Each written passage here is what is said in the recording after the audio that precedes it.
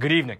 This right here is Mr. John Durham. He is, of course, the special counsel who was assigned to investigate the alleged spying that was done against President Trump's campaign back in the year 2016.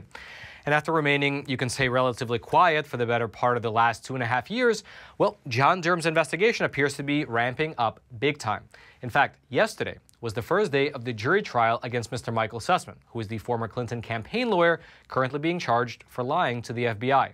And this trial, well, it's beginning to reveal some of the details surrounding what was really happening inside of the FBI during the period of time when President Trump's campaign was being spied on, and also at the very same time that the national media across this entire country was in unison beating the drumbeat of Russian collusion. Let's go through some of the spiciest developments together that came out of this trial, starting with the one that took place actually before the trial began. Because you see, even before the jury, the lawyers, and the prosecutors made their way inside the courtroom, well, the Clinton campaign, the DNC, Fusion GPS, which is the opposition research firm, as well as Perkins Coie, which is the law firm, they were all working together, well, in tandem at least, to withhold or at least heavily redact the communications that they had with one another. And the reason that they gave the judge as to why they should be able to withhold those documents is because allegedly those documents contained attorney-client communications as well as other privileged material, meaning that they were asking the judge in the case to allow them to hide their internal communications because of attorney-client privilege. However, as a response to that request, John Durham filed a motion in which he alerted the judge of fines against the Clinton campaign as well as the DNC that they were forced to pay after the Federal Elections Commission conducted an investigation and concluded that the Clinton campaign and the DNC violated federal election laws. Here's specifically what John Durham wrote in his filing, quote, specifically, the Federal Elections Commission found probable cause to believe that the DNC and the Clinton campaign improperly reported their payments to Perkins Coie for Fusion GPS's opposition research as legal and compliance consulting. Meaning, in plain English, that during the election cycle, the Clinton campaign and the DNC were giving money to their law firm, Perkins Coie, who was then giving that money to Fusion GPS in order to conduct opposition party research against Donald Trump, including by creating that Trump-Russia dossier. However, on their forms to the Elections Commission, they were listing those particular payments as simply being for legal services, which the Federal Elections Commission found to be false and issued a fine against both the Clinton campaign and the DNC. However, now, even after that fine was issued, the Clinton campaign, the DNC, Perkins Coie, and Fusion GPS, they are making the argument to the judge that all the documents that are related to this case, well, they fall under the umbrella of attorney-client privilege, and therefore they can be withheld, which is quite frankly a very cool argument. And if the judge actually bought it, well, then that would mean that a person can theoretically pay their lawyer to do something either illegal or unethical, and then if they're caught, well, they can say that all the related communications, the emails, the text messages, and all the documents, well, those are privileged and cannot be used in a court of law. It's almost like a legal loophole of client privilege. However, the judge in the case did not buy the DNC's argument, and instead, well, he sided with John Durham. Specifically, the judge is allowing John Durham as well as his team to procure all of the unredacted versions of all those supposedly privileged documents, which, just as an aside, also means that all those documents may ultimately be made available to the common plebes like you and me. Furthermore, besides compelling the production of all the unredacted documents, the judge in the case also ordered Fusion GPS, which is again the firm that was paid to create the Trump-Russia dossier, to hand over an additional 1,500 documents as well as several dozen emails to the Durham team, which I'm sure will cast a new light on how this whole Trump-Russia collusion allegation actually began. Regardless, setting aside all this behind-the-scenes jockeying that was happening before the case actually began, let's get back to the actual trial. And there are 3 things that I believe are worth mentioning. The first is the identity of the presiding judge in the case, who, for your reference, is Judge Christopher Cooper, who was appointed to the bench by Barack Obama.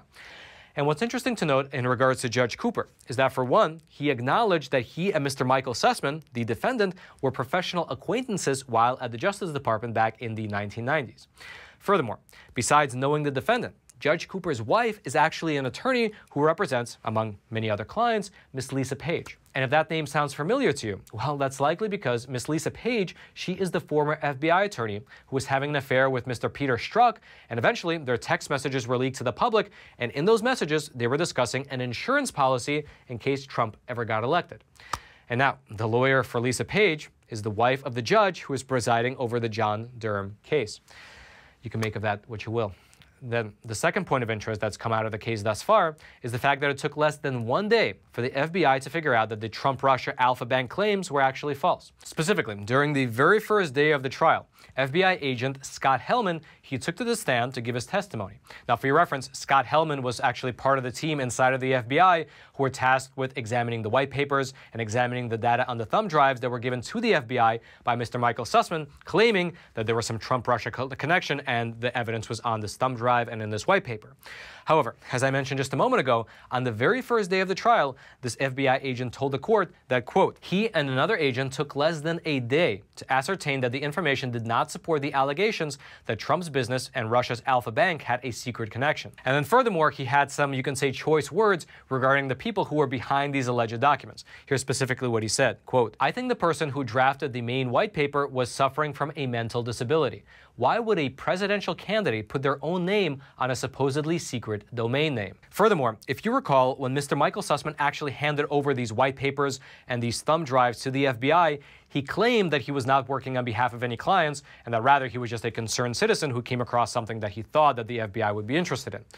However, it looks like that the FBI were not even buying this version of events internally, because internally, well, the FBI agents, quote, described the primary paper as, quote, the DNC paper. And so that is rather unambiguous. Then, before we get to the third point that came out in this case, I'd like to ask you a quick question. Heads or tails?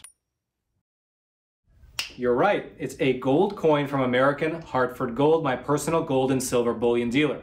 Listen, you already know that inflation right now is at a 40-year high, interest rates are skyrocketing, and unfortunately, it looks like we are heading straight for a recession. And so, stuck between this record inflation and a looming recession, well, our retirement accounts are in jeopardy. Now, I don't give you any financial advice, but I will tell you that I buy gold and silver, physical gold and silver from American Hartford Gold every single month. And I would recommend that you give them a call and see what they can do for you. Because not only can they deliver this gold and silver directly to your doorstep, but they can also deposit it directly into your IRA and your 401k accounts, making the entire process super simple and protecting you from whatever comes in the future. And best of all, right now, they are running a promotional offer for our viewers, for the viewers of Facts Matter, where on your first order, they will give you up to $2,500 worth of free silver on your qualifying purchase. So calling them is an absolute no-brainer. Their phone number is 866-242-2352. That's 866-242-2352. Or you can text Roman to 655-32. They are one of the highest rated firms in the entire country. They have an A+ rating with the Better Business Bureau, and they have quite literally tens of thousands of satisfied clients across the entire country, including me, myself. So give them a call. They're a great sponsor for this episode. And now let's head on back to the studio. Now, the third point of interest that has come out of this case thus far is the fact that Mr. Rodney Joffe, who is the tech executive who compiled this anti-Trump data and then handed it to the lawyer who then handed it to the FBI, well, he was actually working himself as a confidential informant for the FBI, although he has now since been fired. Let me just repeat that. The tech executive, whose company had a government contract to provide domain services for the president's office, who then used that access to compile these sketchy claims against President Trump, well, he himself was working as a confidential informant for the FBI, which then raises a very natural question. If he came across genuine information that linked the Trump organization to Russia, why would he hand it to a lawyer to then hand it to the FBI? Because if he was a confidential informant for the FBI, as we now know him to be, wouldn't it be easier to just hand it to the FBI yourself? But that's not what he did. And it looks like for that, and for this mess generally, he was fired. Specifically, according to one of the prosecutors on John Durham's team, quote, the termination was because of how Joffe was involved with the scheme to compile information on the alleged connection between Trump's business and a Russian bank. Now, everything that we discussed only came from the first day of the trial, and the trial is expected to last about 2 weeks, so expect a lot more details to be revealed in the case, since in the coming days, we'll see testimonies from James Baker, who is the FBI general counsel, Mark Elias, who is the Clinton campaign's general counsel, among many, many other people.